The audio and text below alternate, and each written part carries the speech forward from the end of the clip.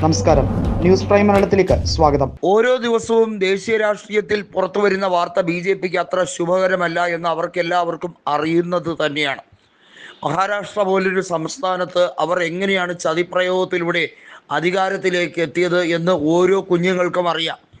നിയമസഭാ തെരഞ്ഞെടുപ്പിൽ നടന്ന അട്ടിമറിയെക്കുറിച്ച് വ്യക്തമായ അന്വേഷണ റിപ്പോർട്ട് പുറത്തു വരുമ്പോൾ മുഖ്യമന്ത്രി പദവി ഒഴിയേണ്ടി വരുന്ന നാണംകെട്ട അവസ്ഥയിലാണ് ഫട്നാവിസിന്റെ മണ്ഡലമായ നാഗ്പൂർ സൗത്ത് വെസ്റ്റിലെ തെരഞ്ഞെടുപ്പ് പോലും മരവിപ്പിക്കേണ്ട സാഹചര്യത്തിലേക്ക് കാര്യങ്ങൾ എത്തും.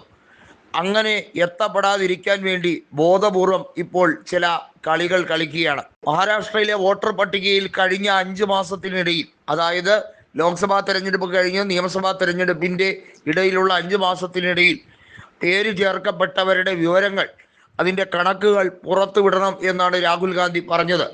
അങ്ങനെ പുറത്തുവിട്ടാൽ ഓരോ മണ്ഡലങ്ങളിലും ബി.ജെ.പി ജയിച്ചത് എങ്ങനെയെന്നുള്ളത് വ്യക്തമാകും.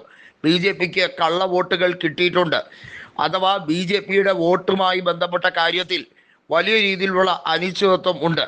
അജിത് പവാർ ഉൾപ്പെടെയുള്ളവർ ബി.ജെ.പിയുടെ കൂടെ നിൽക്കുന്നത് അവർക്ക് ധൈര്യം തന്നെയാണ്. ഷിൻഡെ വിട്ടുപോയാലും കേവല ഭൂരിപക്ഷം നിലനിർത്താൻ അജിത് പവാർ മതിയാവും. കാരണം ഉപമുഖ്യമന്ത്രി സ്ഥാനവും പ്രധാനപ്പെട്ട വകുപ്പുകളും അജിത് പവാറിന് കൊടുത്തിട്ടുണ്ട്.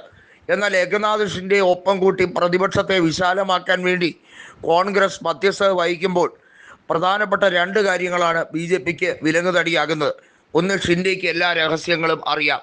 ഷിൻഡെ കൂടി പങ്കെടുക്കുന്ന രീതിയിലാണ് അട്ടിമറി കൃത്യമായി NDA പ്ലാൻ ചെയ്തത്. അതിൻ്റെ നേട്ടങ്ങൾ, അതിൻ്റെ ഗുണം എല്ലാ തരത്തിലും ഷിൻഡെയുടെ ആളുകളും അനുഭവിച്ചിട്ടുണ്ട് എന്നാണ് ബി.ജെ.പിയുടെ നേതാക്കൾ പറയുന്നത്. ബി.ജെ.പിയുടെ നേതാക്കളായിട്ടുള്ള പങ്കജ മുണ്ടയും അതുപോലെ തന്നെ പ്രഥം മുണ്ടയും ഒക്കെ ഇപ്പോൾ ദേശീയ രാഷ്ട്രീയത്തിലും മഹാരാഷ്ട്ര രാഷ്ട്രീയത്തിലും മാറി നിൽക്കുന്ന സാഹചര്യമാണ്. ഗോപിനാഥ് റാവു മുണ്ടയുടെ മക്കൾക്ക് ഇപ്പോൾ ബി.ജെ.പി സ്ഥാനമാനങ്ങളൊന്നും നൽകുന്നില്ല. പങ്കജ മുണ്ടയാണെങ്കിൽ കഴിഞ്ഞ ലോക്സഭാ തെരഞ്ഞെടുപ്പിൽ 7 ലക്ഷത്തോളം വോട്ടുകൾക്ക് പ്രഥം മുണ്ടെ വിജയിച്ച് കയറിയ ബീഡ് ലോക്സഭയിലാണ് ദയനീയമായി പരാജയപ്പെട്ടത്. ഇപ്പോഴത്തെ സാഹചര്യങ്ങളിൽ കൃത്യമായൊരു നിലപാടിലേക്ക് നിതിൻ ഗഡ്കരി പോലും പോകുന്നില്ല. ഗഡ്കരിക്ക് അറിയാം മഹാരാഷ്ട്രയിൽ എന്ത് രീതിയിലുള്ള കളികളാണ് ബി.ജെ.പി രഹസ്യമായി കളിച്ചത് എന്നുള്ളത്.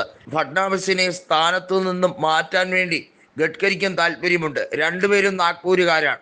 എന്നാൽ താരതമ്യേന സീനിയോറിറ്റിയുള്ള ഗഡ്കരിയെ കേന്ദ്രത്തിൽ പോലും ഒതുക്കാൻ ശ്രമിക്കുകയാണ്.